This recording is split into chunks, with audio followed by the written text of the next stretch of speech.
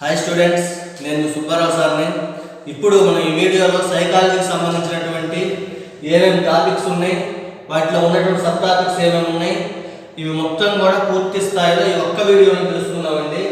మొత్తం ఈ educational psychology అనే టాపిక్లో మొత్తం 4 సబ్ టాపిక్స్ ఉన్నాయి. మొదటిది బాల వికాసము, మేము దాన్ని ఏమంటారు, పెరుగుదల, వికాసము, పరిపక్వతల గురించి దీంట్లో ఉంటుంది. రెండోది వైయక్తిక భేదాలు, 3 అభ్యసనము, 4 మూర్తిమత్వము. ఈ 4 టాపిక్స్ మీద మీకు పూర్తి స్థాయిలో అవగాహన వస్తే ఇక స్పీడ్గా ముందుకు పోవడం అనేది జరుగుతుంది. మొదటిది బాల వికాసము. దీంట్లో అసలు ఏమేమి సబ్ టాపిక్స్ ఉంటాయి అనేది తెలుసుకుందాం. మొదటిది పెరుగుదల అంటే ఏంటి, వికాసం అంటే ఏంటి, పరిణతి పరిపక్వత అంటే వాటి స్వభావం ఎట్లా ఉంటుంది, వాటి భావన ఎట్లా ఉంటుంది అనేది మొదటిగా ఉంటుంది.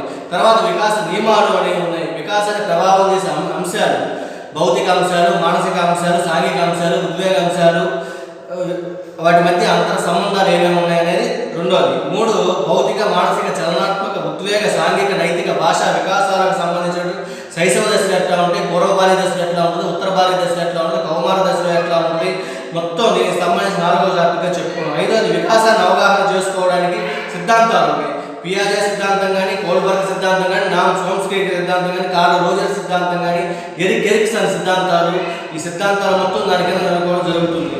రెండోది వైయక్తిక భేదాలు.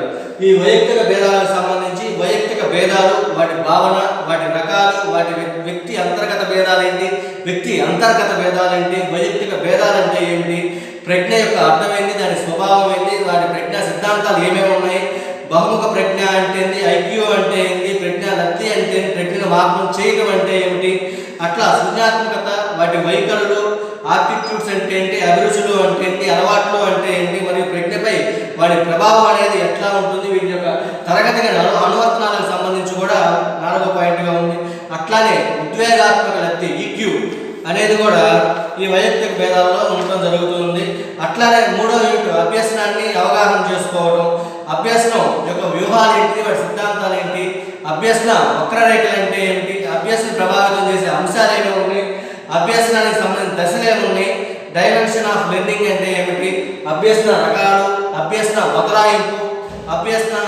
బదలాయింపు, స్మృతి అంటే ఏంటి, విస్మృతి అంటే ఏంటి, అభ్యసనం మరియు మూల్యాంకనానికి సంబంధించిన తరగతి అనువర్తనాలు ఎట్లా ఉంటాయి, ప్రత్యేక అవసరాలు గల పిల్లలు, వాళ్ళకి సంబంధిత విద్య, వీటికి సంబంధించిన అంశాలు మొత్తం ఈ 3వ యూనిట్ అయినటువంటి అభ్యసనం మీద వస్తూ ఉంటాయి. అట్లానే 4వ యూనిట్ మూర్తిమత్వం. ఈ మూర్తిమత్వం యొక్క స్వభావం ఎట్లా ఉంటుంది, దాని లక్షణాలు ఎట్లా ఉంటాయి, ఈ మూర్తిమత్వం యొక్క సిద్ధాంతాలు ఏమేమి ఉన్నాయి, మూర్తిమత్వాన్ని ప్రభావితం చేసే అంశాలు ఏమేమి ఉన్నాయి, మూర్తిమత్వాన్ని మాపనం చేయడానికి ఏమేమి మాపనాల ద్వారా నిర్ధారించడం జరుగుతుంది, అట్లానే మానసిక ఆరోగ్యం ఎట్లా ఉంటుంది, వాళ్ళ సర్దుబాటు ఎట్లా ఉంటుంది, ఒత్తిడి అంటే ఏంటి, కుండనం అంటే ఏంటి, వాటి స్వభావము, లక్షణాలు, ఇవన్నీ కూడా భావోద్వేగ స్థిరాంకం అంటే ఏమిటి, ఉద్వేగాల నిర్వహణ, తరగతి గది అనువర్తనాలు, వీటికి సంబంధించి మొత్తం సబ్ టాపిక్స్ ఇవేనండి. వీటన్నిటి మీద మీరు పూర్తిగా అవగాహన, ఏదో కొంతబడిగా నాకు అవగాహన చేస్తున్నారంటే ఫస్ట్ టైము, మిగతా మొత్తం చాలా అంటే చాలా చాలా ఈజీగా ఈ సైకాలజీ సబ్జెక్ట్ అనేది అర్థమవుతుంది జరుగుతుంది. దయచేసి ఈ వీడియో మీ ఫ్రెండ్స్ అందరికీ షేర్ చేయండి, సబ్స్క్రైబ్ చేయించండి, బెల్ ఐకాన్ ఆల్ క్లిక్ చేయించండి. నేను పెట్టే ప్రతి వీడియో మీ ఉన్నతికి కారణమవుతుందని చెప్పి నేను భావిస్తున్నాను. జై భారత్, జై జై భారత్, ఆల్ ది బెస్ట్.